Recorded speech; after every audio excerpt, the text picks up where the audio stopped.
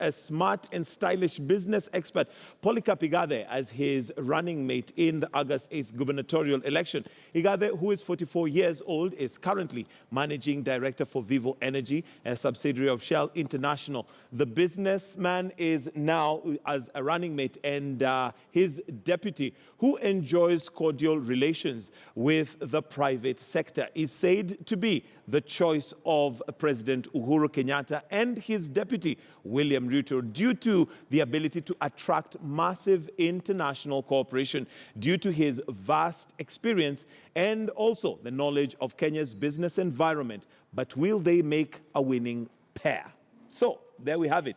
That is now the newest pair. And of course, on the Standard, we also have it as the main story. Let me start with you, Solo, because I saw pictures doing rounds somewhere.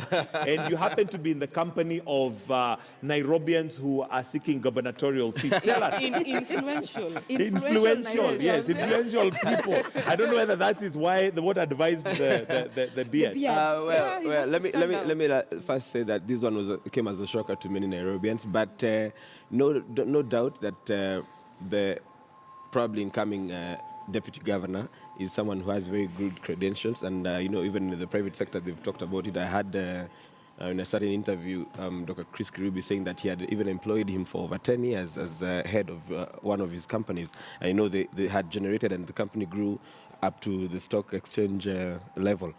So I think Nairobians were asking, is Sonko going to be able to attract investors? Is he going to do this? But what more can I say? I think there you go. Anything else that the Nairobians wanted is probably just what they've been missing. Do you think they make a good team?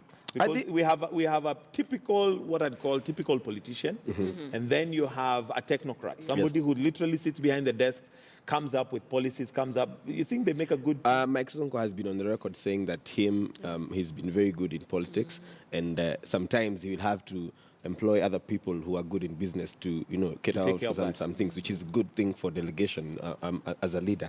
So I think for him, then this one now completes the equation. It says, okay, I'm going to do the politics if need be.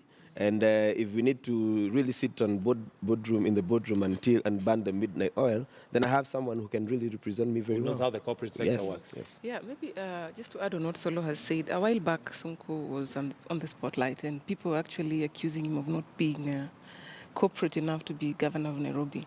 But he took up the challenge and he said, you know what, I'm just going to be doing the running around, but I will hire the right people to do the corporate kind of stuff. So I'm not surprised that I'm not surprised by this choice, and I only hope that his deputy governor is not going. Deputy governors in the past, they've been branded as flower girls because they just say they are there to be seen and not heard. So their direct influence is not felt, and I hope this is going to be different.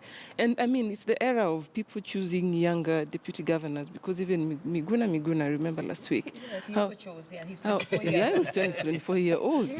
Yes, and even... he had a few things to say about Polycarp as well, which are not repeat, but there you go. So I'm actually not surprised. Even, what's the name of this gentleman? Mutudo. Yes, he also picked a younger girl. I think a teacher. Eventually she refused. A 26-year-old. Yeah. Oh, really? Yeah. Anyway. She's being wooed. So there's definitely something good about, younger people, and I hope that we are going to see a lot more politicians pulling a Sonko on us. Okay. Yeah. On the Sonko matter, I plead the fifth. You're silent.